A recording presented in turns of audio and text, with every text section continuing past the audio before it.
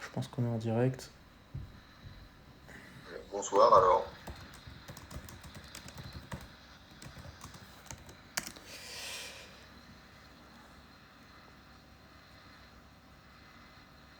Bonsoir.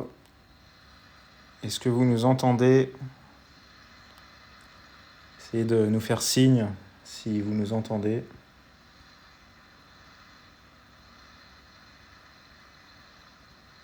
Bonsoir. Il n'y a personne. Si, ça y est. Ça y est. Je viens de lancer. Je pense qu'on nous entend. Super. On va attendre un petit peu que tout le monde se connecte. Du coup, on avait posté une liste de questions. Non, on avait demandé à poser des questions plutôt sur Insta. Donc, merci à tous. On a une petite palette de questions là, pour cette rentrée sportive. On espère que les vacances se sont bien passées. T'es parti en vacances un peu, toi, Michael? Non, moi j'aime pas les vacances. Le meilleur moment pour être à Paris, c'est juillet-août. Donc pour moi, c'est mes vacances. Ouais, bon, bah, on sera deux du coup. C'est vrai que c'était plutôt tranquille sans les touristes à Paris. Là. Ah bah, en plus, ouais. C'était plutôt tranquille. Alors, on va commencer tranquillement. Donc on a plusieurs questions et je pense qu'on va aussi parler un peu voilà, des produits qui sont en cours de test ou qu'on vient d'envoyer. On a eu un peu de délai pour le muscle pump là, qu'on voit en vidéo actuellement. Donc c'est bien parti hier, aujourd'hui. Alors on commence vraiment par les premières questions qu'on a eues sur Insta quand on a avant le live, et puis après on fera vos questions si vous en avez d'autres, et voilà, on se laisse une petite heure. Alors, pourquoi y a-t-il beaucoup de retard dans les livraisons en ce moment? Je pense que c'est un sujet qui est un peu récurrent là, sur cette semaine. Il y a eu pas mal de retard parce qu'on on a déplacé une chaîne de production, ce qui fait qu'on a essayé au mieux de pallier à ça, mais effectivement on a connu quelques lenteurs sur le service. Mais c'est au jour d'aujourd'hui, ça a bien repris, donc normalement dès la semaine prochaine il n'y a plus de retard. Alors, on va pouvoir livrer dans les temps, et n'oublie pas qu'on a mis plusieurs options de livraison, donc pour Colissimo ça met un peu plus de temps aussi, mais ça bon, c'est expliqué sur le site. Alors, la deuxième question, quelle protéine prendre le matin après l'entraînement avant le prochain repas? Bah ça, c'est encore une question difficile à répondre. Ça va dépendre, je pense, de la durée entre la prise et le prochain repas. Et puis ce que tu as pris avant l'entraînement, la durée de ton entraînement, Est-ce que tu as pris pendant? aussi si tu as pris quelque chose. Voilà. Donc, typiquement, je pense qu'il faut regarder par rapport au... Le plus simple, c'est de se regarder par rapport aux vitesses d'assimilation et de se dire que si le repas est éloigné, c'est mieux de partir sur ou un mélange avec de la caséine ou une protéine un peu plus lente que si le repas est proche. Et en fonction de ce qui a été pris, hein, peut-être que c'est peut-être pas forcément utile de prendre une protéine si on mange une demi-heure ou une heure après et qu'on a pris des BCA et du Pepto-Pro pendant l'entraînement.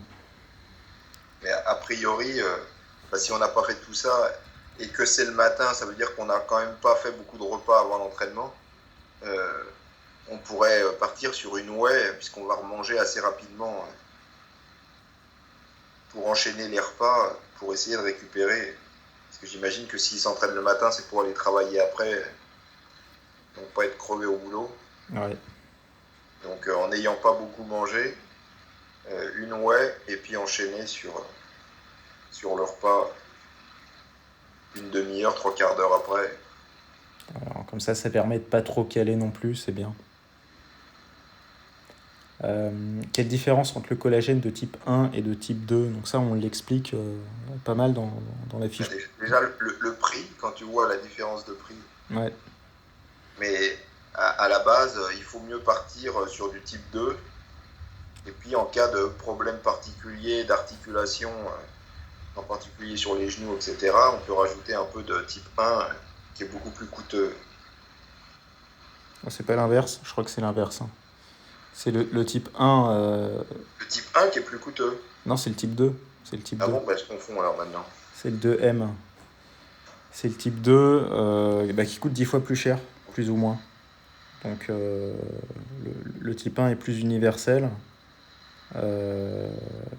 C'est plus pour la peau, les tendons, un peu les articulations. Et le type 2 est beaucoup plus concentré pour les articulations. Et dedans, il y a des glycosaminoglycanes, comme il y a de la chondroïtine à 12% à peu près. Donc ça permet de mieux cibler, mais effectivement, c'est plus cher.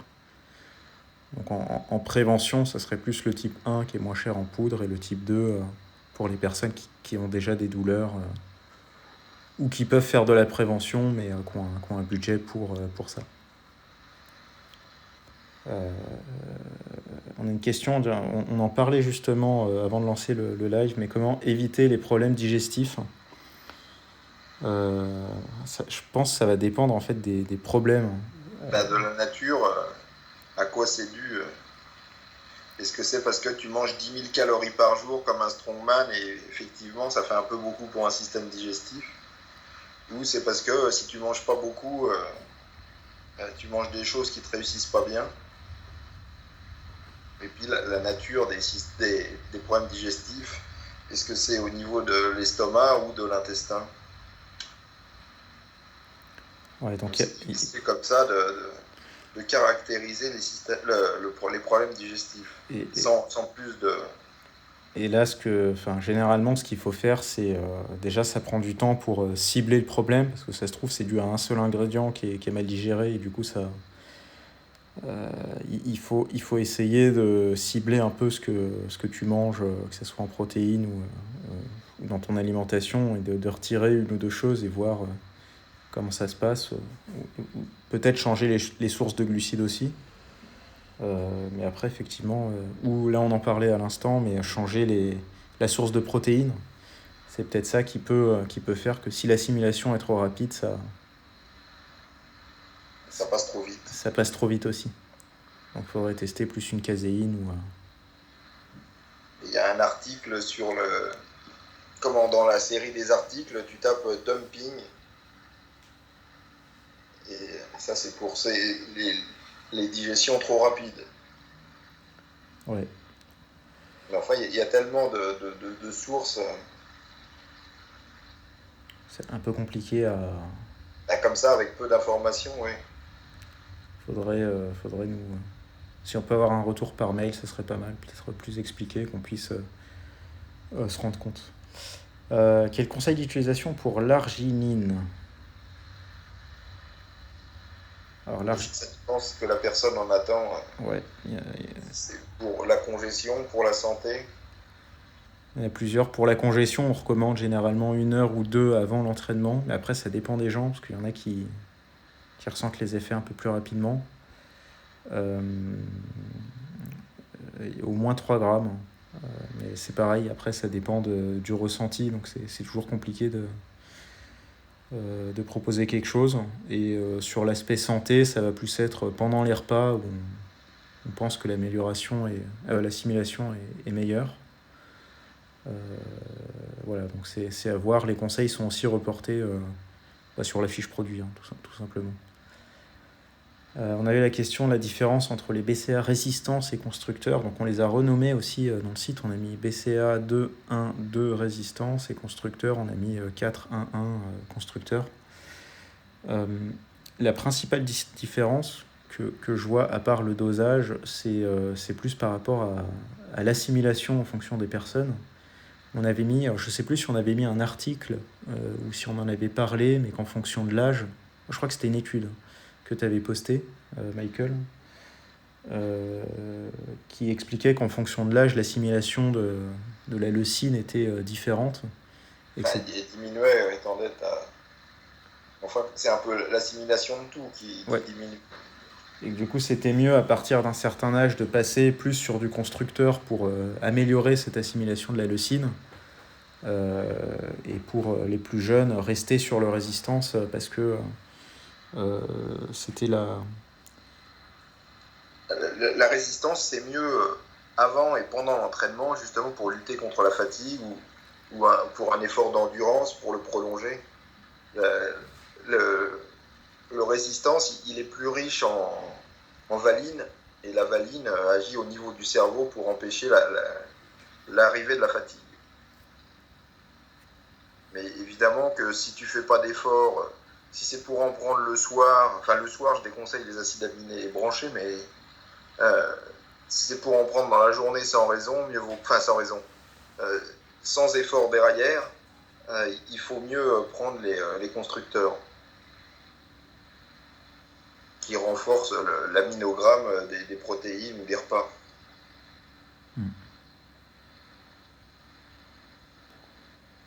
Et du coup, pourquoi le Pepto-Pro, qui a de la caséine, est plus vite assimilé qu'une whey hydrolysée? La caséine, a priori, elle serait vite assimilée si mais le problème, c'est que comme elle rencontre de l'acide, il y a une espèce de coagulation et ça devient très épais. C'est ça qui, qui ralentit la digestion. Mais si à partir du moment où tu l'as découpée, il n'y a plus cette coagulation, elle peut aller très vite du coup. En fait, la vraie différence qu'on a et pourquoi on ne fait pas des whey hydrolysés, nous, et qu'on privilégie le Pepto-Pro, c'est que euh, sur les whey hydrolysés, on est toujours sur des whey fromagères. Hein. Donc c'est aussi un choix qu'on a fait. Et c'est souvent de l'hydrolyse à 5% aussi. Oui, ouais, parce que c'est beaucoup plus amer. Il y a beaucoup de... Ils sont en train de... Les producteurs sont en train de bien bosser justement sur le sujet pour réduire le goût assez dur C'est un goût de vomi, hein, c'est pas difficile. Hein. Plus tu vas découper tes acides aminés, plus tu vas avoir goût de vomi. Ouais. Alors le problème ou l'avantage, ça reste à déterminer, c'est qu'il retire les acides aminés qui ont goût de vomi. Mais après, on peut se demander, est-ce que c'est... Enfin, sauf que ça a plus goût de vomi, donc commercialement, c'est mieux. Mais est-ce que tu vas pas abaisser la qualité de la protéine à retirer tous ces acides aminés qui donnent le mauvais goût, quoi. Ouais. Mais ouais, il fallait deux grosses différences. C'est que c'est pas de la whey de bonne qualité qui hydrolysait déjà. Et puis deux, l'hydrolyse est en général très très faible. Et c'est pour ça qu'on ne donnera jamais le taux d'hydrolyse de ta whey. Parce qu'on préfère que les gens pensent qu'elle est hydrolysée à 100%. Ce qui n'existe pas. Hein. Même le Non, Pepto-Pro, je ne me rappelle plus du pourcentage. c'est dans les 30. Ouais, c'est ça, ouais, 30 ou 35. Mais, et ça a un goût... bon, après, on s'habitue au goût, hein, mais c'est vrai qu'au début, c'est un peu compliqué. D'ailleurs, sur le Pepto-Pro, on a une autre question. Est-ce que c'est mieux en pré ou en intra? Ben, l'avantage, c'est que tu le sais assez rapidement si ça booste tes performances ou non, quoi. Moi, c'est un peu ce qui me permet de juger si tu peux t'entraîner plus longtemps sans fatiguer, c'est une bonne chose de prendre le Pepto Pro souvent pendant l'entraînement. Ouais, ça donne un vrai... Enfin, après, ça dépend des gens, mais ça donne un vrai coup de boost. Ça se ressent assez facilement, hein, donc il n'y a pas trop de sujets là-dessus. Il faut voir si la digestion est bonne, parce qu'il y en a, ça leur fait un peu des problèmes à l'estomac, donc c'est quelque chose, je pense qu'il faut s'y habituer aussi. C'est le problème qu'on évoquait tout à l'heure, c'est que si le problème de dumping, on en parlait, si tes acides aminés, tu les digères très très vite, et donc ils sortent très très vite de l'estomac, l'intestin qui les voit arriver très très vite, il va peut-être pas apprécier. C'est pour ça qu'il y en a qui se retrouvent rapidement aux toilettes après avoir pris des peptides. Surtout des méga doses sans être monté graduellement et progressivement. Le mieux, c'est de commencer 2-3 grammes, même si ça fait rien. Habituer l'intestin. Après, on monte, tous les jours, on monte. Et en une semaine, on se retrouve avec 10-15 grammes, ce qui est déjà une bonne dose. Ouais, ce qui est plutôt pas mal. Faut pas y aller comme un fou avec le Pepto Pro. Ouais, ouais. Et surtout que ça coûte cher, donc autant économiser un peu. Et puis autant que ce soit bien assimilé, que ce soit utile, quoi. Ouais. Euh, Alors, quel complément chez vous pour prendre du muscle sans prendre de gras? Voilà, Ça, c'est la question. et depuis la nuit des temps, la question que la prise de muscle dépend beaucoup de ta génétique et la prise de gras dépend beaucoup de ce que tu manges à côté. Évidemment, tout le monde veut prendre du muscle sans prendre de gras, ce qui n'était pas du tout, enfin, ce qui est relativement nouveau, parce que c'était pas du tout dans les années 80-90, c'était pas du tout l'objectif. On voulait prendre du muscle, tant pis s'il y avait du gras avec. Maintenant, les gens sont de plus en plus exigeants et c'est pour ça que ça rate. Il y a beaucoup de frustration. Alors, il y a beaucoup de promesses, mais il y a aussi beaucoup de frustration parce que un débutant place la barre extrêmement, extrêmement haut. Ouais. Et c'est un peu trop haut. Parce que ça veut dire que faut que tu vas manger, mais pas beaucoup plus comment, que tes dépenses. Donc, tu vas avoir du mal à t'entraîner, tu vas avoir du mal à récupérer de l'entraînement. Ouais, ça dépend aussi de où tu commences. C'est toujours ça le. C'est un peu le serpent qui se mord la queue, Ouais. malheureusement. Prendre du gras à outrance, c'est pas bon non plus. Mais de vouloir prendre du muscle et puis rester sec en même temps quand on débute, euh, ça sent un peu la catastrophe. C'est un peu compliqué. Ouais. Et on nous parle. Enfin, après, il y en a qui vont te raconter que eux, ils sont arrivés. Mais combien ont arrêté la muscu parce que justement, ils n'y arrivaient pas. Ça, tu n'auras jamais de chiffres, mais d'après moi, ils doivent être légion. Ceux qui sont assez déçus en atteignant pas un objectif qu'ils ont fixé un peu trop haut, quoi. Après, on dit pas non plus de s'empiffrer, mais typiquement, le plus important, c'est sûrement de prendre une protéine et un peu de créatine, je pense, pour prendre un peu de volume. Et sur la prise de gras, c'est soit il y a un changement dans l'alimentation, mais ce qui est pas mal, je trouve, c'est le lean gainer, parce que ça permet d'augmenter son apport calorique avec son shaker. Donc on a de la whey, on a de l'avoine, sans forcément avoir besoin de changer drastiquement son régime alimentaire si de base on mange plutôt propre. Et ça ajoute ce surplus de calories qui va permettre d'avoir déjà ne serait-ce qu'un peu plus de force, euh, et de pouvoir construire par-dessus. Et pour ceux qui sont un peu gras déjà, euh, sans baisser son apport calorique, le Natural Bio Booster, il permet d'éliminer un peu de gras sans manger moins en fait, à partir du moment où tu t'entraînes. Ouais, c'est un effet, donc c'est deux plantes, c'est du thé vert et du guarana, et ça va augmenter en fait la température corporelle, et du coup le corps va consommer des calories pour la diminuer. En plus d'avoir un effet un peu booster grâce à la caféine qui est contenue dans le guarana, donc c'est assez sympa, c'est plus un effet d'éveil. On va pas avoir un effet booster comme on a sur la caféine ou le café, mais c'est un effet qui est plutôt sympa, qui dure plus longtemps, je pense. Après, je pense que ça doit dépendre des gens, mais euh, ça dure quand même un peu plus longtemps. C'est un effet qui est prolongé, on a une petite sensation de chauffe. C'est plutôt sympa. Alors on est un peu dans les autres questions. Alors, 5 grammes de citrate de magnésium répartis sur les journées est-il suffisant? Ça dépend des gens. Donc, C'est ça, si tu digères bien le magnésium ou non. c'est toujours compliqué de répondre à ce genre de questions. Donc, ça dépend effectivement de la digestion du magnésium. Il faut tester. Parce que réellement, c'est du 30%, c'est ça? Ou moins? Non, il est moins le nôtre. Il est à 12,5, il me semble. 12,5. Donc, Ou 13. 10% de. Combien il a dit?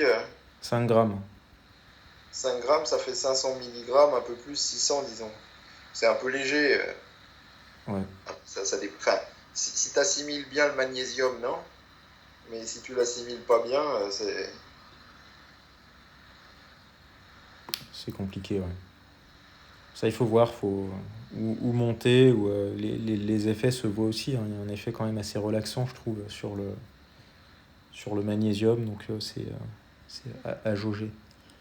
Euh, Boire du café en grains est-il aussi bien que votre complément green caféine pour l'acide chlorogénique? Ah, ça, on en a longuement parlé dans un podcast, il me Il y a un semble. article qui explique. Alors, il y a du pour et du contre le café en grains, mais le problème c'est que enfin, le plus gros argument qu'on va utiliser avec le café en grains, c'est que ça te coûte moins cher, donc c'est mieux, mais en fait ça te coûte beaucoup plus cher, et comme quand tu vas le faire chauffer, il y a de la perte, tu sais pas combien vraiment t'en récupères sur tout ce que tu perds. Financièrement, ça vaut vraiment pas le coup, quoi. Ouais, et il y a et l'origine, et en fait, il y a tellement de paramètres qui rentrent en jeu qu'on on peut pas connaître la quantité d'acide chlorogénique réel qu'on va consommer sur un café qu'on prend en grain, hein, du coup. Et ça va être très variable suivant les pots, suivant la manière dont tu l'as préparé. Ouais, et je pense que l'eau influe aussi, hein. Donc je compterais, enfin, puis la filtration, enfin, je compterais pas trop là-dessus quand même. Alors il y a des gens qui aiment bien boire le café, bon, mais si c'est boire du café pour juste avoir de l'acide chlorogénique et de la caféine, financièrement, c'est pas du tout rentable. Surtout Ouais. qu'on sait pas du tout euh, combien on a de caféine et de café, plus tous les produits comment, néfastes qui vont naître dans les grains de café lors de la torréfaction. Exact, exact.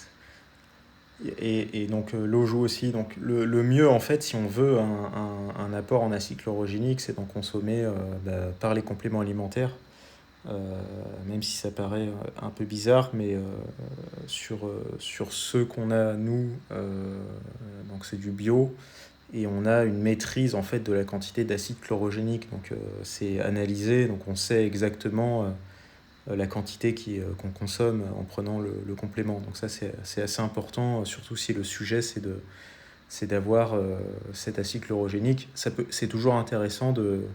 Enfin, moi, ce que j'aime bien faire, c'est prendre un café et de la green caféine, parce que je pense qu'il y a il y a un petit plus sur l'assimilation.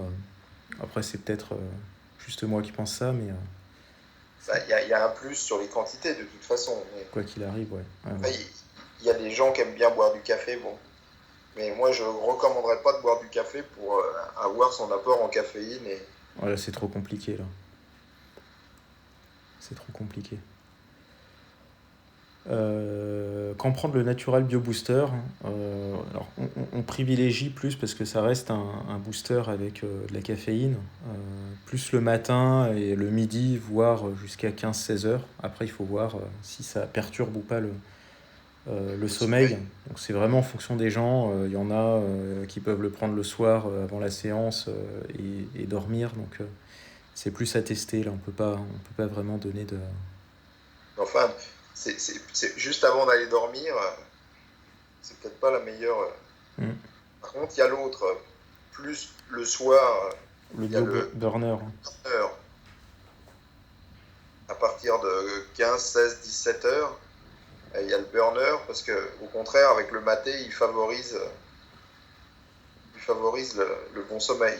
Ouais, alors ça paraît bizarre parce que le maté est beaucoup vendu comme un booster, hein. Mais il y a cet effet de raccourcissement du sommeil, mais de meilleure qualité sur le maté.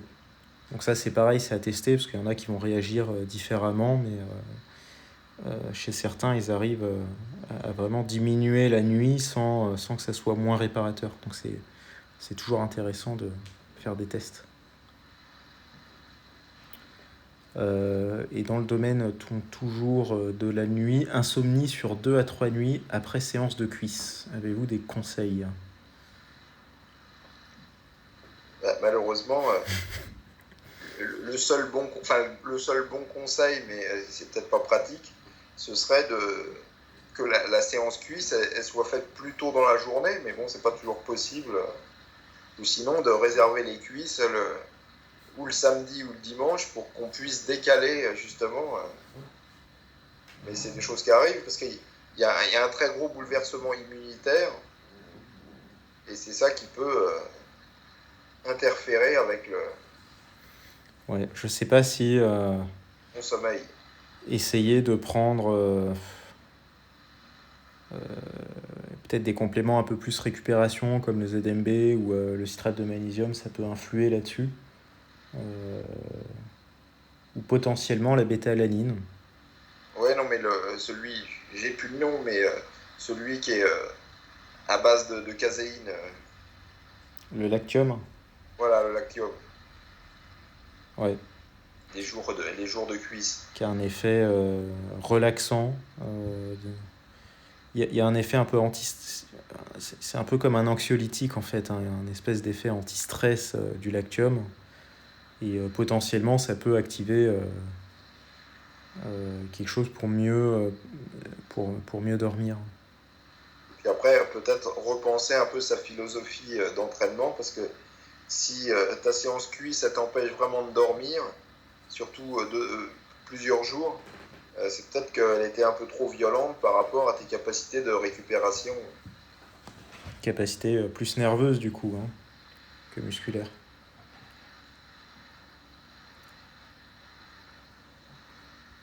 Euh, alors, qu'est-ce qu'on pense de la glutamine?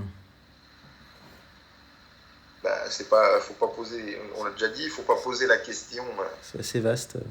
Oui, non, mais c'est jamais par rapport au produit qu'il faut se poser la question, c'est toujours par rapport à soi. Par exemple, notre ami pour les cuisses, il peut se dire bon, bah, j'ai un gros bouleversement immunitaire suite à ma séance cuisse, donc je vais peut-être essayer la glutamine pour voir si ça aide à stabiliser un peu mon système immunitaire. Mais il ne Ouais. faut pas se poser la question par rapport au produit et essayer de reporter le produit par rapport à soi. Il faut voir ces maillons faibles à l'entraînement, bah, j'ai pas la pêche ou j'arrive pas à dormir. C'est par rapport à ça qu'on décide de sa supplémentation. C'est pas parce que la glutamine est le produit à la mode qu'il faut en prendre au cas où. C'est jamais comme ça qu'il faut raisonner. C'est un raisonnement à l'envers, ça. Et du coup, sur la glutamine, c'est pareil. Il y a des effets un peu sur. En fait, il y a beaucoup d'effets, mais il y en a aussi qui marchent sur les intestins. Donc, pour ceux qui ont un peu des soucis au niveau de l'intestin, ça peut être intéressant de tester la glutamine. C'est un entraînement. C'est perturbation intestinale à cause de l'entraînement. Mais Ouais. quelqu'un qui a les intestins en acier, il n'aura pas de plus en prenant de la glutamine. C'est pour ça qu'il faut toujours raisonner par rapport à soi, pas par rapport au produit.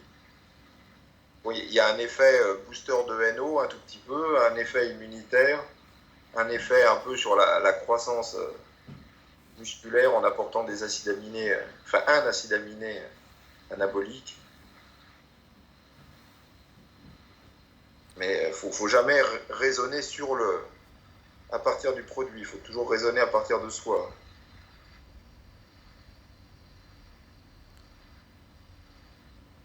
Ouais. 2,5 g de vitamine C répartis sur la journée est-il dangereux à long terme? Ça,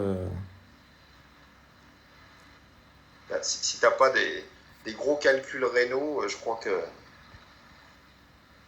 ouais. si tu ne souffres pas de calculs rénaux récurrents, je pense pas qu'il y ait des effets.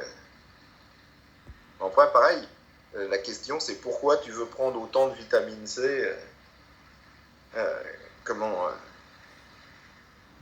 Est-ce que c'est parce que tu as lu un article et les mecs disaient la vitamine C c'est génial, euh, tu vas tu vas vivre centenaire si t'en prends, c'est léger. C'est toujours, faut jamais raisonner par rapport au produit, toujours à soi et ses maillons faibles par rapport à l'entraînement, à sa santé, etc.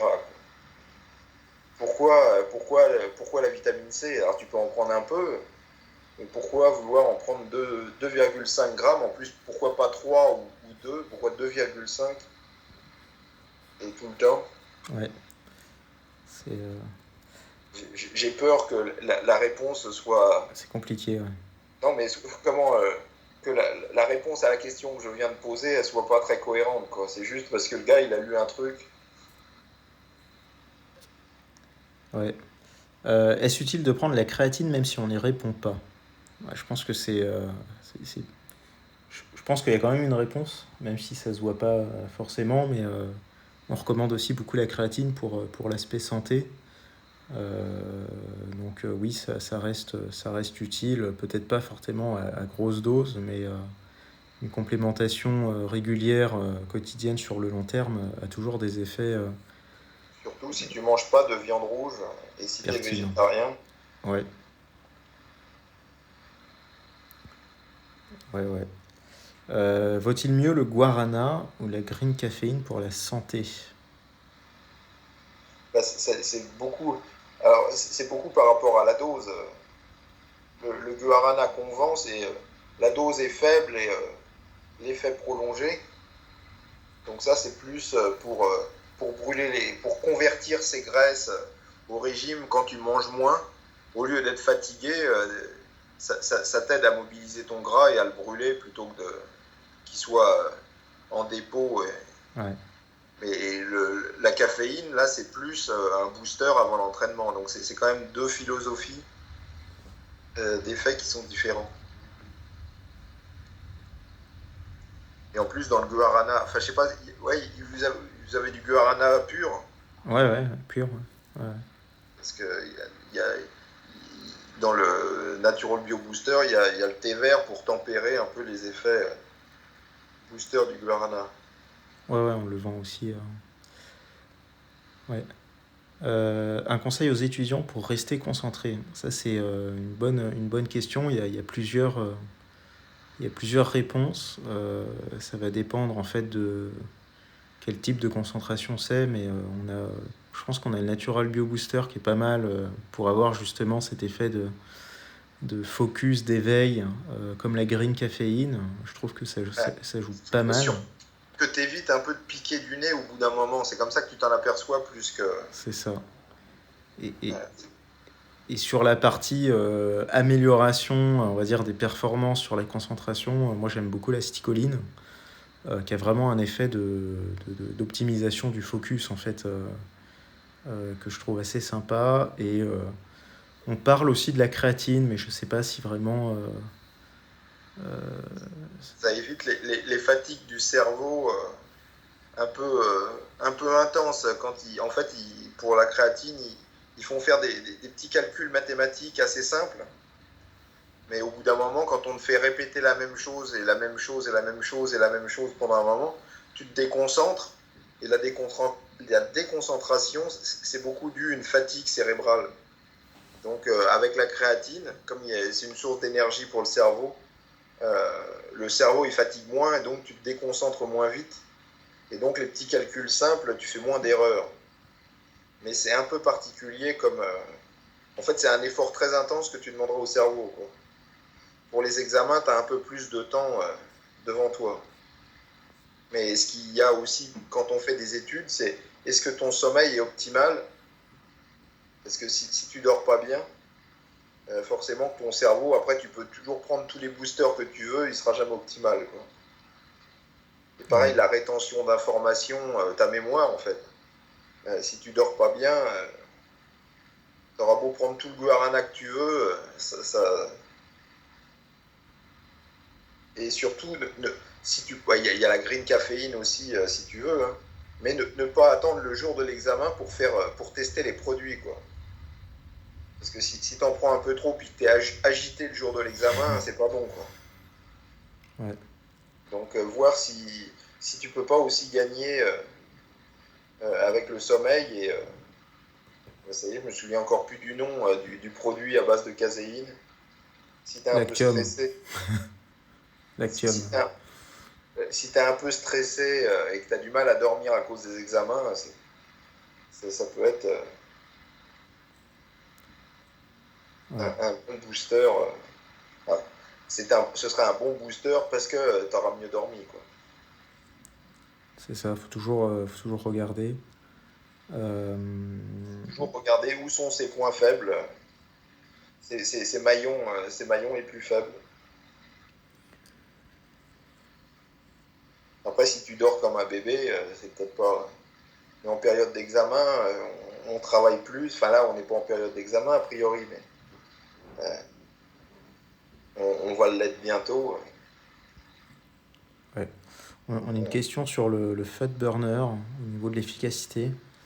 Alors, le fat burner, en fait, bon, on l'appelle fat burner parce que ça aide effectivement à mieux mobiliser, on va dire, la fonte. Enfin, c'est au niveau du foie que ça agit. Ouais. Ça aide le foie à mieux mobiliser enfin mieux utiliser les graisses. Et maintenant, il y a une maladie, la maladie du foie gras qu'on appelle. Et en général, les gens qui ont cette maladie, bon, c'est parce qu'ils mangent trop, ils font pas de sport, mais c'est beaucoup parce que les gens manquent de choline. Et si tu as des apports en choline suffisants, c'est beaucoup plus difficile d'avoir le foie gras. Puisque la choline aide justement le gras, enfin aide le foie à se débarrasser de son gras. Et ce qui est pas mal, c'est que il y a aussi, on a pas mal de personnes qui en prennent parce que ça les aide au niveau du cholestérol. On a eu beaucoup de retours là-dessus. Donc j'imagine aussi c'est parce que c'est grâce à la choline qui a cet effet au niveau du foie. Mais ça n'agit pas comme le bioburner ou autre au niveau du tissu adipeux. C'est indirect. Mais le foie, c'est un des organes qui consomme beaucoup de graisse. Enfin, potentiellement. Ah, on a la réponse pour la vitamine C, c'est pour pas attraper le Covid, apparemment. Bah, Les 2,5 grammes. si tu t'en approches pas, après, on ne garantirait pas qu'en prenant 2,5 grammes, tu n'aurais pas le Covid. Hein, Ouais. On parlait de la vitamine D aussi d'ailleurs. On avait, la vitamine D, la vitamine K2, le sélénium qu'on n'a pas, mais c'est dommage, et surtout la mélatonine. ouais. Mais bon, s'il suffisait de prendre de la vitamine C pour que personne l'attrape, Ouais. Ah ouais. On en parlait dans un podcast d'ailleurs qu'il y a eu. Il faisait pas mal de tests justement sur.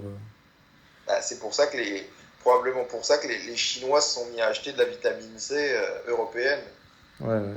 ce qui a fait exploser les prix alors qu'ils ont de la vitamine C chez eux.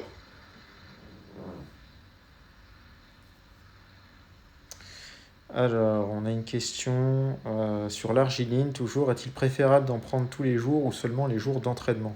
Bah, après, ça dépend de l'objectif. Donc là, j'imagine que c'est plus pour la congestion. Ouais, moi je recommande pour la congestion. Enfin, en général, c'est vrai que je suis pas pour le prendre tout le temps, l'arginine. Mais ce que tu peux faire, parce que moi je trouve, enfin, moi personnellement, ça me fait ça marche un moment, puis après ça s'arrête. Donc c'est mieux de pas en prendre tous les jours. Et si tu veux ne pas en prendre tous les jours, mais quand même avoir l'effet booster, tu peux prendre 1, 2, 3, 4, 5 jours l'arginine et les jours suivants ou les jours sans entraînement ou d'entraînement, tu prends l'autre dont je me souviens plus du nom. Euh, De la citrulline? voilà, de la citrulline. Ouais. Parce que ça permet de changer les produits, parce que le mode d'action de la citrulline n'est pas du tout le même que celui de l'arginine. Bien qu'au final, ce soit deux boosters de NO. C'est ça, c'est ça. Mais la citrulline, en fait, il y a des enzymes qui contrôlent la transformation d'arginine en NO. Et plus on vieillit, plus il y a des enzymes qui bloquent justement la conversion d'arginine en NO. Et donc la citrulline permet de bloquer les enzymes qui bloquent la conversion d'arginine en NO. Donc si tu veux alterner deux produits, c'est ces deux-là. Mais effectivement, je ne recommande pas de prendre de l'arginine tout le temps. Ouais, il y a un effet. Je sais pas si le corps s'habitue ou si la... Ah, si, justement, cette enzyme euh, qui, qui, qui bloque la conversion d'arginine en NO, plus tu prends d'arginine, plus il va être actif, quoi. Ouais. Donc ton arginine elle sera de moins en moins efficace pour augmenter le NO. Alors, on a un jeûneur intermittent. Lorsqu'on est en jeûne intermittent et qu'on s'entraîne le matin, quel complément prendre pendant la séance pour éviter la perte de muscle? Bah déjà, ça dépend si tu manges le matin. C'est ça que je comprends pas trop. Les mecs font du jeûne intermittent, mais ils veulent quand même manger. Parce que y en a qui prennent. Il y en a beaucoup qui font du jeûne intermittent, mais ils prennent des BCA. Ouais, mais Donc du là, coup, t'es c'est plus plus en du jeûne jeûne. intermittent, hein. C'est-à-dire que si tu fais ta séance pendant ta période où tu peux manger, bah tu prends les compléments normaux, hein, mais si tu manges que le matin ou tu manges que le soir et tu fais ta séance le matin et tu prends des compléments, c'est plus du jeûne intermittent du coup, parce que tu... Après, les gars, ils se disent qu'ils prennent du jeûne intermittent, mais comme c'est des compléments alimentaires, ils sont toujours en jeûne intermittent même s'ils mangent. C'est faux. C'est le gloubi-boulga cérébral. Même moi, j'ai du mal à les suivre, quoi. Donc il faut soit s'entraîner au moment où tu Non, mais dans manges. ce cas-là, disons que tu fais du jeûne intermittent modifié. Mais t'es plus, dès que tu as avalé quelque chose, t'es plus en jeûne Ouais, intermittent. c'est fini. Donc voilà. Après, sinon, c'est les compléments normaux autour de l'entraînement. Y a rien de spécial là-dedans. Toujours prendre peut-être de la créatine, mais... Ouais, enfin, t'es pas obligé de la prendre juste avant. Ah non, non, mais je veux dire... T'es pas obligé de violer ton jeûne intermittent en prenant de la créatine. Mais il y non, en a mais... beaucoup qui prennent des BCA, et là, ce serait les BCA résistance pour justement être moins fatigué. Ouais, mais ça sert à rien si... enfin, si c'est autour de la période où tu peux manger, c'est bien de prendre des compléments, mais si tu manges par exemple le matin et tu t'entraînes le soir, bah, le soir tu prends rien et tu te rattrapes le lendemain matin sur la partie complémentation. Mais si tu prends des compléments après ton repas, donc espacé pendant ta période de jeûne, c'est plus du jeûne, hein. Du coup, c'est, ça sert un peu à rien. Enfin, d'un autre côté, personne dit que de jeûner strictement comme ça, ce sera mieux pour un sportif, hein. Ouais. Bah, il y a un peu plus d'études dessus, sur les jeunes de En plus, 24 ou 48 heures.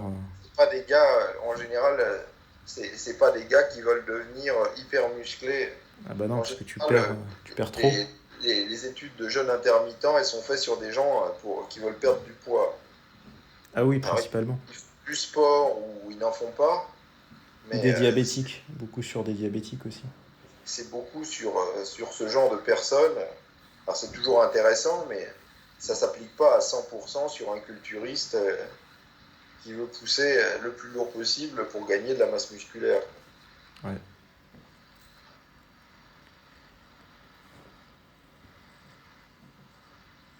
Donc pourquoi le jeûne intermittent? Alors, il y en a beaucoup, ils vont dire parce que comment on va vivre longtemps. Un, c'est pas du tout prouvé chez l'homme, c'est très à la mode, mais les études, elles sont plutôt. Alors chez les animaux, oui, mais on sait très bien que les animaux qui vivent pas longtemps, euh, ces effets-là s'appliquent pas du tout chez l'homme et encore moins chez le culturiste. Donc quand on a 20 ans et qu'on me dit ouais je veux lutter contre le cancer et que je veux vivre 120 ans, ça me paraît un peu triste quand même Ouais. comme argument.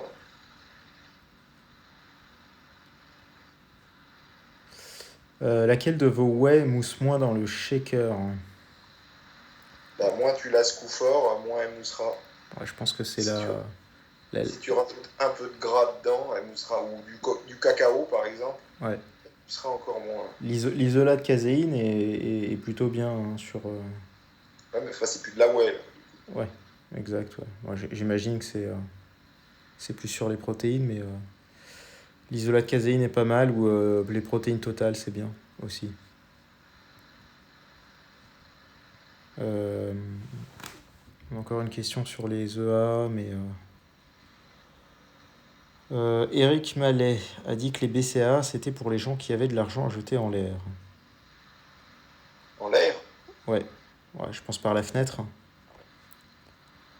bah, c'est pas du tout vrai. Comme on dit, si ça te permet à l'entraînement de lutter contre la fatigue, euh, C'est ça. ça me paraît être. C'est pour ça qu'on a fait les résistances. Si tu as plus d'endurance, que tu es moins fatigué, ça me paraît, pour un prix relativement modique, ça me paraît être. C'est plutôt pas mal autour de l'entraînement. De toute façon, ça se voit, hein, de toute manière, les effets sont quand même. Oui, tu le Sont... sens tout de suite si ça t'aide ou si ça t'aide pas. Ouais, Après, les trucs à l'emporte-pièce comme ça, euh, un coup, les gars ils te disent ouais, il faut prendre des méga doses de BCA, c'est génial, alors, sans trop te dire pourquoi c'est génial. Et puis après, une fois que le- comment la mode est retombée, ouais, ça sert à rien du tout. C'est bidon dans les deux cas. ouais, ouais. Ouais, il y a les EAA, par contre, c'est toujours assez marketé, hein. Alors, on a quelques questions un peu sur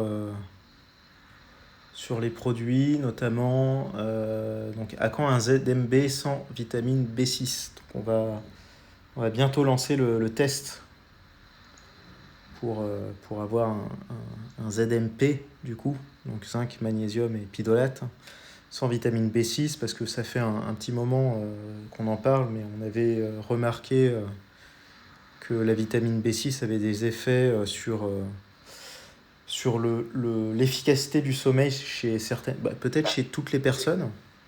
c'est la capacité de te souvenir de tes rêves quand tu te réveilles.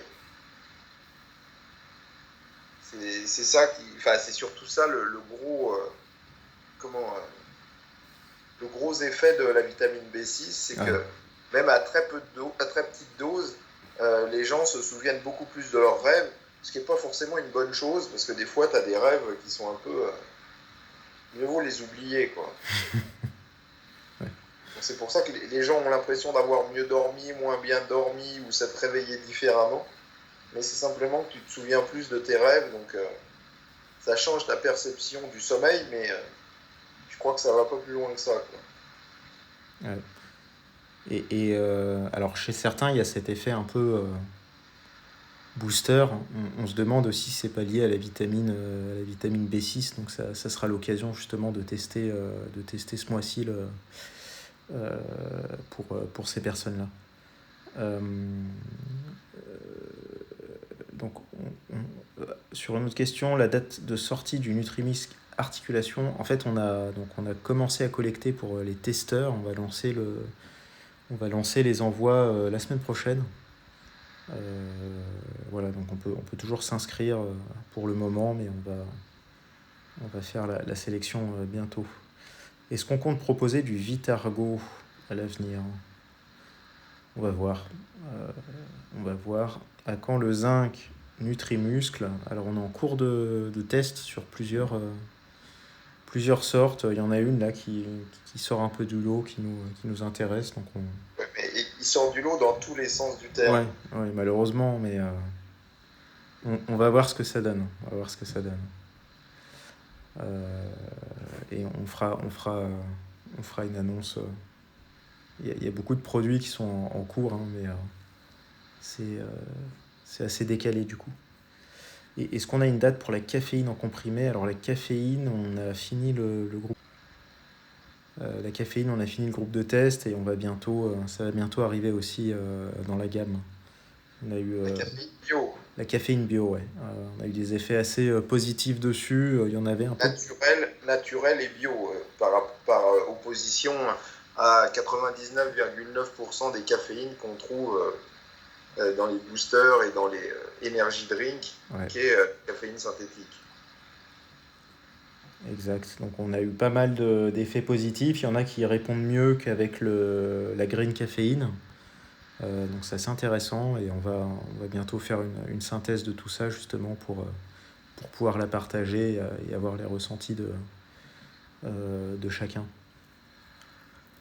Du coup, sur le groupe de test Muscle Pump qui est parti là, c'est aussi ouais, je sais pas si on peut qualifier ça de booster, mais ça permet de préparer, on va dire, le corps à l'entraînement, à la séance. Et du coup, ça va être aussi assez sympa d'avoir les réactions de chacun dessus. Les testeurs, ils le reçoivent en 700 grammes, je crois, ou 750. C'est le pot qu'il y a là. Goût fraise, donc on a fait un petit travail sur le goût, on va voir ce que ça donne. C'est toujours, on parlait tout à l'heure de l'arginine. L'arginine, pourquoi on ne la fait pas en poudre? C'est parce que le goût est très, très prononcé. Là, c'est carrément de l'eau de Javel. T'as l'impression de bouffer de l'eau de Javel. Ouais. Ah ouais, c'est assez. De bouffer de l'eau de Javel et de respirer de l'eau de Javel. C'est assez hard. C'est un pH, de mémoire, c'est un pH qui est de 10. Donc c'est un acide aminé qui est très alcalin. Beaucoup plus que même le bicarbonate. Ouais. Donc un goût très dérangeant. Les BCA, le goût de base est pas super non plus. Donc on s'est dit que sur le format nature, peut-être qu'on pourrait le proposer aussi, on va voir, mais ça allait être compliqué probablement pour pas mal de monde. Et il y en a beaucoup qui aiment bien mélanger leurs compléments dans de l'eau. Et du coup, si on mélange ce muscle pump nature dans l'eau, non aromatisé, c'est compliqué. Donc on s'est dit qu'on allait quand même l'aromatiser. Ça va être assez sympa de voir les réactions de chacun dessus. La bétalanine aussi, qu'on est en cours de test. Donc on a les premiers retours dessus qui sont assez sympas. Notamment sur les picotements, mais ça c'est normal. On a une fenêtre entre des gens qui l'assimilent, enfin qui ont les picotements presque 5 minutes juste après la prise, et chez d'autres c'est plus une demi-heure après, donc c'est assez marrant de voir les vitesses. Je sais pas si c'est de l'assimilation, mais en fonction des gens. Ah bah si, plus ça te picote vite, plus l'assimilation est rapide. Hein. Moi je me posais la question d'ailleurs s'il faudra que je fasse le test, je l'ai pas encore fait, mais juste de la laisser dans la bouche. Je me demande si, parce que j'ai les picotements au bout de vraiment 5 minutes aussi, je me demande si j'ai cet effet ou pas s'il y a un pré-effet en laissant le complément dans la bouche sans l'avaler. Faudra que je teste. Enfin, je déconseille quand même aux gens de faire ça. Le goût est pas si terrible. Hein. Mais c'est pas un conseil qu'on donne aux consommateurs. Ouais. Le goût est pas si terrible, mais Non, il y a quasi. Enfin, moi je trouve pas qu'il y a un goût, mais. un petit goût sucré, si, un peu. Enfin.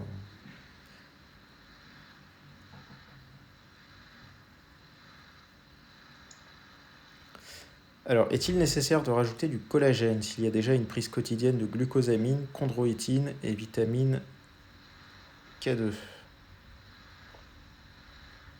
Ben, ouais, enfin, la vitamine K2, après je sais pas ce que ça a trop à voir là-dedans, mais de toute manière, je conseille toujours le collagène parce que physiologiquement, un tiers de nos protéines, c'est du collagène. Donc ça veut dire qu'il faut. Et c'est renouvelé assez abondamment. Et surtout quand on s'entraîne, il faut renouveler son collagène encore plus fréquemment que quelqu'un qui ne fait pas de musculation ou pas de sport. Donc je pense que le collagène, c'est un peu le parent pauvre. Ça l'a pas toujours été. Hein, puisque quand les gens étaient fermiers et qui tuaient un animal, ils mangeaient quasiment tout l'animal, quoi. La peau, tous les viscères sous forme de tripes, les oreilles de cochon, les pieds de cochon, les soupes de la soupe d'os, etc. Donc c'est très récent qu'on ne mange plus de collagène à quantité assez importante. Donc je pense il faut le compenser. On dit l'alimentation moderne n'apporte plus les vitamines, etc. Mais l'alimentation moderne est très très pauvre et carencée, je dirais même si c'est pas scientifique, en collagène. Par rapport à ce qu'elle a été il y a quoi, il y a même pas 50 ans, quand quand nos grands-parents ou nos arrière-grands-parents vivaient à la campagne, ils mangeaient énormément de collagène. Mm. Alors que maintenant, on mange très très peu de collagène. Et pourtant, notre physiologie, elle n'a pas changé. Ouais. Donc je pense que ce sera quelque chose qui sera démontré dans 10-20 ans ou peut-être jamais. Mais je pense qu'on a des carences en collagène. Donc c'est toujours important d'en prendre. Et puis après, il faut voir à quel... c'est pareil, la question, est-ce qu'il y a déjà des problèmes, pas des problèmes? Est-ce que c'est plus pour le rajouter en prévention? Éviter d'avoir des problèmes et ne jamais avoir de problème que d'attendre d'en avoir. C'est ça, c'est ça. On a une question aussi sur comment optimiser l'assimilation de la carnitine. Avec les repas, en général, c'est le mieux. Ouais. Des repas riches en glucides, un peu comme la créatine. Et avec des prises un peu dans toute la journée. La carnitine, de toute façon, si on en prend beaucoup, après, c'est la sueur, on a un goût de... Enfin, pas une odeur de poisson, ouais, si on en prend trop. Donc, à partir de là, on peut juger assez facilement si on en a trop pris. Mais c'est vrai on avait fait un groupe de test à l'époque avec des gens qui allaient jusqu'à 5 à 10 grammes et qui avaient vraiment des bons résultats. On ne recommande pas d'aller jusque-là, mais après, ça va vraiment dépendre de l'odeur aussi, quoi. Mais ouais, pendant les repas. On a une question récurrente là. Pourquoi les médecins en France, dans les hôpitaux français, les maisons de retraite, ne prescrivent pas de la créatine et de la vitamine C? Il y en a qui sont. La France est-elle en retard par rapport aux USA? Je ne sais pas si aux USA ils le font plus. Hein. Ouais, dans certaines cliniques, c'est plus. Non, c'est des grosses cliniques de très riches où il y a très peu de monde qui va. Ouais, c'est ça. Je pense que c'est plus un manque de connaissances que. Après, moi, c'est pareil pour la vitamine D, etc. Je me demande quand même, est-ce que c'est au médecin de te dire qu'il faut le faire, quoi. Ouais. Ça, non, mais question, le médecin, c'est vraiment quand tu es malade, point. Mais il ne faut pas attendre de lui qu'il fasse la prévention. C'est pas dans la philosophie, en tout cas française, qu'il fasse de la prévention. T'es grand, tu sais te laver les mains, tu sais te laver les dents. C'est plus de l'hygiène comme ça personnelle à faire. C'est comme de bien manger. C'est pas bon. Ton médecin va te dire ouais, il faut mieux manger, mais c'est pas à lui de te prescrire une bonne alimentation. C'est pas à lui de regarder si tu fais du sport. Après, ça fait partie de ton hygiène personnelle. Ouais. Mais j'attends pas que ce soit mon médecin qui le. Ouais. C'est parce que si tu attends tout du médecin, tu peux te lever de bonne heure. Hein. Alors, on avait une question, une étude sur les cyclistes, la citrulline malate et l'amélioration de l'endurance. C'est différent, citrulline malate et la citrulline convent, c'est pas la même. Ouais. Mais la question portait là-dessus, justement, par rapport aux deux formes, il me semble. J'essaye de je pense qu'il y a 3 formes, réellement. Parce que la citrulline malate, la vraie, je crois que ça s'appelait Stimol en France. Ça se trouve, ça existe toujours. Et ça coûtait, c'est hors de prix. Ouais. Mais alors, il y a un gros débat pour dire que c'est pas du tout la même chose que la citrulline malate d'aujourd'hui, qui fait que les mecs ont mis de la citrulline plus du malate de je sais pas quoi, et qu'on appelait ça citrulline malate, et qui serait pas du tout la même chose que le citrulline, alors Stimol, je regarde. Que le vrai malate de citrulline, en fait, c'est ça que tu es en train d'expliquer. Toujours, visiblement. Stimol. Parce qu'en fait, il y a deux formes de malate, il y a du... Mais le citrulline malate qu'on vend, ça n'a rien à voir avec le Stimol qui coûte la peau des fesses. C'est juste de la citrulline et du malate, mais c'est pas du malate de citrulline comme on l'avait à l'époque et qui coûtait la peau des fesses, quoi. Ouais, c'est aussi pour ça qu'on a privilégié, nous, la L-citrulline. Donc, il nous reste plus qu'une minute, mais ça peut être intéressant. On reviendra sûrement sur ces différentes formes. Mais la citrulline malade que tu trouves pas chère, c'est des formes pas chères. C'est ça, c'est ça. Et donc, d'accord, donc la cimol, c'était ce dont parlait Gundil dans son livre pour l'étude sur les cyclistes. Donc, Ah bah oui, non, mais la citrulline malade qui a été faite dans les... C'est pas du tout... Je pense pas que ce soit la même que ce qu'on trouve actuellement. pour pas cher. Ouais, ouais, ouais. Du coup, alors, par rapport à la L-citrulline que nous on a, c'est justement pour proposer l'alternative à cette malade de citrulline, qui est quand même Parce que beaucoup. le malade, ça coûte pas cher. La citrulline, c'est ce qui... Ouais. Voilà, mais on reviendra plus en détail dessus. Ça peut être intéressant de faire une réponse peut-être plus détaillée dans un podcast avec un peu plus de substance dessus. J'essaie de trouver le prix de Stimol, tu vois, 36 cachets, 12 euros, mais avec 36, tu vas pas loin. C'est 1 gramme, tu vois, il doit y avoir 1 gramme, donc 36 grammes, quoi. Ouais. 36 grammes, c'est 13 euros, quoi. Donc ça te coûte la peau des fesses, quoi. Ouais.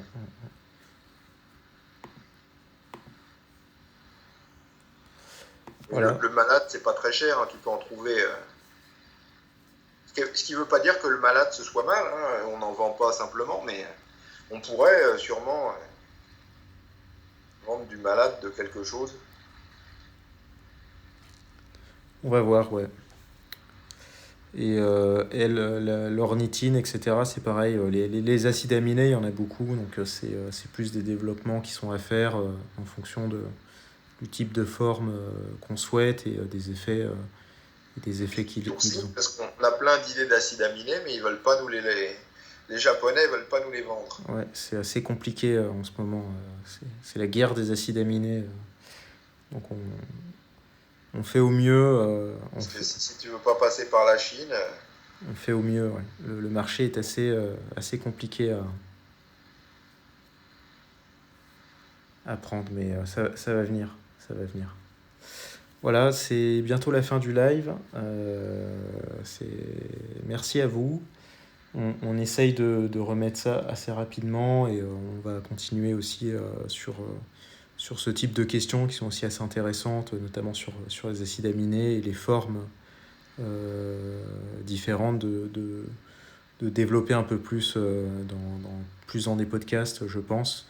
Et on va essayer aussi d'avoir des intervenants extérieurs comme on avait fait avec Kaneka. On a été un peu retardé avec le Covid, mais ça va revenir. Voilà, merci à tous et bonne soirée en tout cas.